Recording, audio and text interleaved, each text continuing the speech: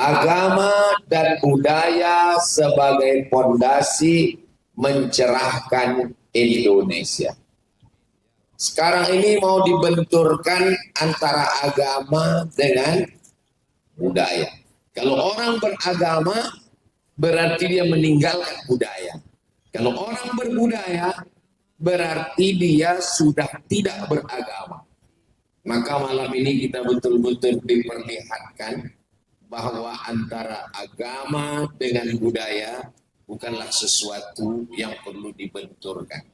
Pak Rektor kita pakai kain sarung.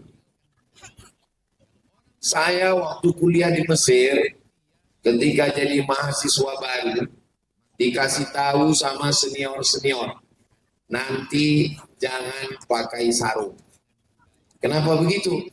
Karena budaya di Mesir ini, pakai sarung itu tidak lazim, tidak biasa.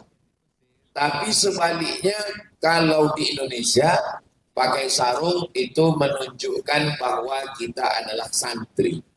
Bahkan tadi PW Muhammadiyah, Profesor Dr. Tuan Guru Subhan Acil DESA yang tidak pernah dipakai mengatakan, Ustadz Somad, coba lihat Pak Rektor, ini memang Universitas Muhammadiyah, tapi rektornya pakai sarung seperti dari NU, kata dia. Apa maknanya? Bahwa budaya selalu di tempat kampung saya, kain sarung itu disebut dengan kain madras. Madras itu satu kota di India. Bahkan di Medan ada namanya kampung madras. Jadi kenapa umumnya kiai, ulama, tokoh agama di Nusantara, Indonesia, Malaysia, Singapura, Brunei Darussalam, Patani Thailand Selatan, Moro Filipina, itu biasanya pakai kain sarung. Kenapa pakai kain sarung? Karena Islam yang datang ke Nusantara bukan dari Mesir, bukan dari Maroko. Orang Maroko pakai jubah, orang Mesir pakai jubah, tapi dia datang dari Madras, dari India. Dua jalur. Jalur yang pertama datang dari India, jalur yang kedua datang dari Yaman. Dan kedua negeri ini memakai kain sarung. Jadi sebetulnya Pak Rektor malam ini mau ngasih saya bahan sesuai tema. Lalu kenapa Ustadz Somad malam ini pakai celana? Saya kalau kajian subuh di Masjid Surau dekat rumah saya pakai sarung. Tapi kalau tabligh akbar pakai celana. Kenapa? Karena khawatir dikejar mak-mak garis keras. Nah, jadi memang itu sudah.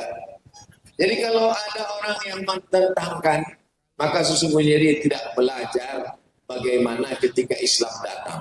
Islam datang itu hanya melarang budaya-budaya yang kira-kira mengganggu, merusak akidah. La ilaha illallah Muhammadun Rasulullah SAW. Adapun yang dia tidak merusak, maka Islam membiarkan begitu saja. Ketika Islam datang, Ka'bah itu sudah ada bajunya, sudah ada kelambunya yang disebut dengan kiswah. Itu tidak ada ayatnya menyuruh, hai orang beriman, kasihlah kelambu kiswah untuk Ka'bah. Enggak ada. Itu dibuat oleh Raja Himyar dari Yaman.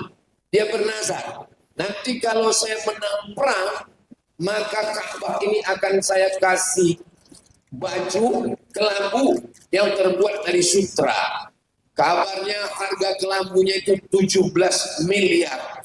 Dan sampai hari ini tetap dipasangkan. Ketika Nabi Muhammad SAW datang, Nabi tidak melarang. Kenapa? Karena bagus, tidak bertentangan dengan akidah.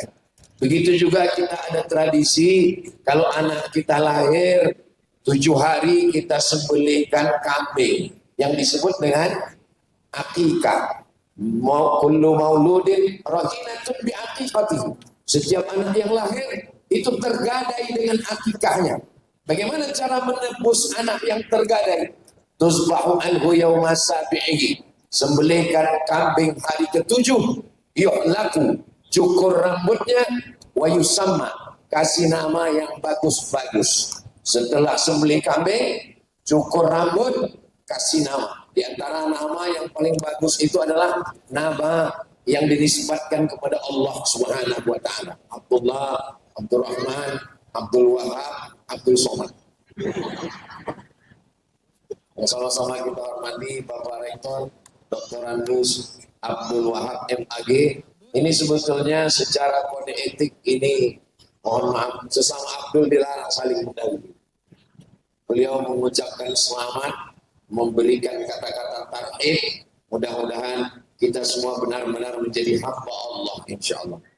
Civitas Akademika, keluarga besar Universitas Muhammadiyah Mataram, mudah-mudahan universitas ini melahirkan para pemimpin-pemimpin bangsa di masa akan datang, insya Allah.